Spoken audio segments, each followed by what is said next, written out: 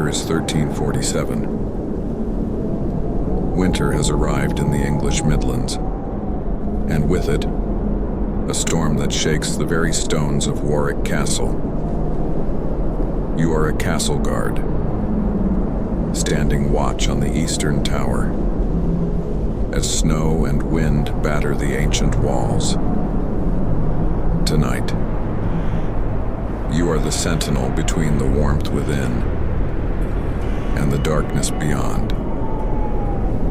The tower is cold, bitterly cold, the kind of cold that seeps through chainmail and wool, through leather and skin, settling deep in the bones. Your breath rises in clouds before you, disappearing into the howling wind. Each gust carries needles of ice that sting your face, forcing you to turn away, to pull your hood tighter, to endure. Below you, the castle sleeps. In the great hall, the Lord and his family rest beneath fur blankets, warmed by the dying embers of massive hearth fires. In the kitchens, servants huddled together on straw mattresses, sharing body heat. Even the horses in the stables are sheltered from this fury. But you stand alone, watching, waiting, fulfilling the duty that has been yours since you swore your oath. The stone beneath your feet is slick with ice. Each step must be measured, careful. One wrong move, and you could slip, fall, disappear into the darkness and snow below. You move slowly along the battlements, one hand always on the wall, feeling the rough texture of the stones through your leather glove. These walls have stood for 200 years, and they will stand for centuries more, long after you are gone. Lightning flashes. For a brief moment, the world is illuminated. You see the landscape spread before you, the rolling hills covered in white, the dark ribbon of the river winding through the valley,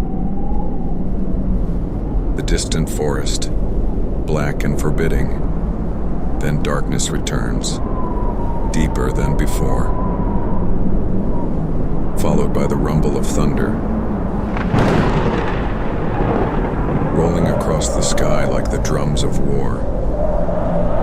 You pause at the corner tower, seeking shelter from the wind.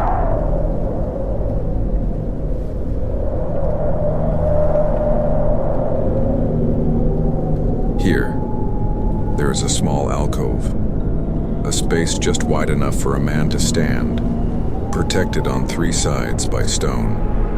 You press your back against the wall, allowing yourself this brief respite. The wind still howls, but here, its bite is lessened.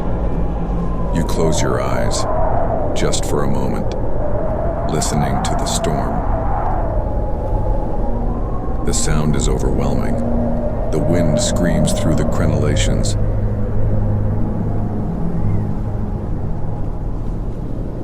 The gaps in the battlements designed for archers. It moans through the murder holes below, where defenders would pour boiling oil on attackers. It rattles the wooden shutters in the tower chambers, seeking entrance and finding none. The castle is sealed tight against the winter, a fortress not just against men, but against nature itself. You open your eyes and look toward the hearth room in the base of your tower. Through the narrow slit window, you can see the faint orange glow of the fire you built before your watch began. It seems impossibly distant now, though it is only a flight of stone stairs away. But you cannot go to it, not yet. Your watch has 4 more hours. 4 more hours until your relief arrives. until you can descend those stairs, strip off your wet cloak, and hold your frozen hands to the flames. The thought of that fire keeps you moving. You push away from the alcove and continue your patrol. Your route is simple: a circuit of the eastern wall, checking each tower, each gate, ensuring that all is secure. In peacetime, the threat is not invasion, but negligence, a forgotten gate, an unwatched approach. These are the dangers that concern the Castellan, and thus, they concern you. As you walk, your mind wanders, as it always does during these long watches. You think of your village, 20 miles to the south, where your wife and children sleep in a cottage with walls of wattle and daub. You wonder if the roof is holding against the snow, if the thatch is tight, if they are warm. You sent them half your wages last month. It should be enough for firewood, for grain, for the things they need to survive the winter. This duty, this service, it is for them. The Lord provides you with food, with shelter, with this chainmail you wear and the sword at your side. In exchange, you give him your strength, your vigilance, your willingness to stand in the storm while others sleep. It is a fair bargain, or so you tell yourself. On nights like this, when the cold makes you question everything, you reach the south tower. The door is locked from within, as it should be. You knock 3 times. The agreed signal. After a moment, you hear the bolt slide back, and the door opens. Another guard peers out, his face red from the cold, his beard crusted with ice. "All quiet?" he asks. His voice rough. "Aye," you reply. "Nothing but the wind." He nods and closes the door. You hear the bolt slide home, and you are alone again, with the storm, with the darkness, with your thoughts. The snow is falling harder now, large flakes that tumble from the black sky, coating everything in white. Already, your cloak is covered, transformed into a blanket of winter. You brush it off, but within moments, it returns, relentless. The snow fills the gaps between the stones, smooths the rough edges of the battlements, makes the castle look softer, gentler than it truly is. Thunder crashes again, closer this time. The storm is directly overhead. You count the seconds between the flash and the sound, a childhood habit. Taught by your father and who learned it from his father. Lightning strikes the earth, the sound follows. The closer they are, the nearer the danger. This strike was close, perhaps in the forest, perhaps on the hill beyond the river. You wonder if travelers are caught out there, in the open, with no shelter from the storm. The thought makes you shiver, not from cold, but from empathy. You have been in such situations years ago, when you were younger. Before you took service at the castle, you remember the terror of it, the way the wind and rain stripped away all sense of direction, leaving you lost, vulnerable. The castle, for all its cold stone, is a blessing, a sanctuary. The wind shifts. Now it comes from the north, carrying with it the scent of snow and pine.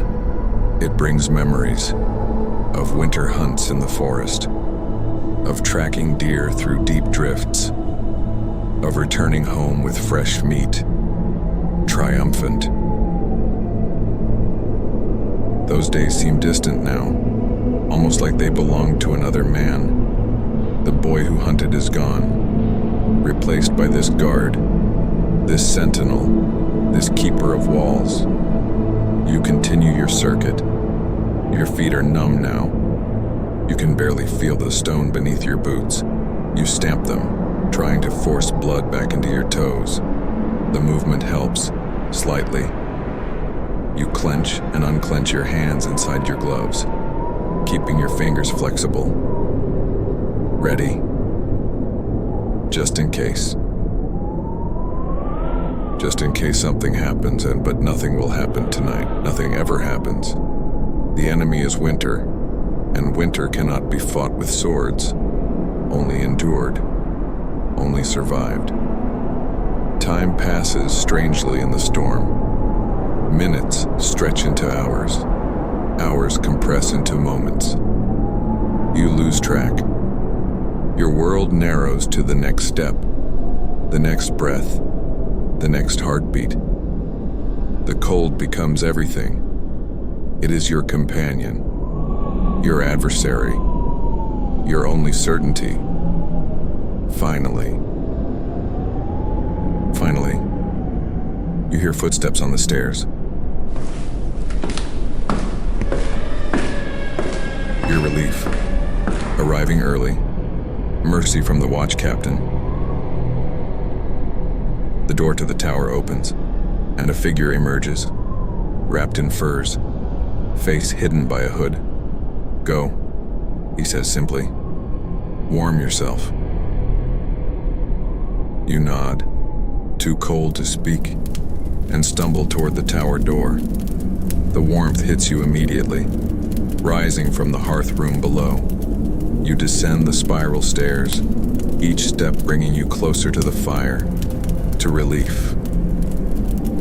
At the bottom, the hearth room glows. The fire crackles and pops, sending shadows dancing across the stone walls. You strip off your cloak, your gloves, letting them fall to the floor. You approach the fire, holding out your hands. The heat is painful at first, stinging your frozen skin, but gradually, warmth returns. You sink onto a wooden bench. Your body aches. Your muscles protest. But you are inside. You are warm. The storm still rages beyond the walls, but it cannot reach you here. You close your eyes, listening to the fire, to the distant howl of the wind. The sound is almost soothing now that you are safe. The castle protects you, as you protect it. This ancient bargain, as old as stone, as enduring as duty. Your watch is done. Tomorrow night, you will climb those stairs again and stand once more in the cold. But for now, there is rest. There is warmth. There is peace. The fire crackles. The storm fades. And sleep, blessed sleep, begins to find you. Let the castle walls protect you now. Let the storm rage harmlessly beyond. You have done your duty. Rest, guardian of the ancient stones. Rest well. Good night. Brave sentinel. The watch is ended. Sleep.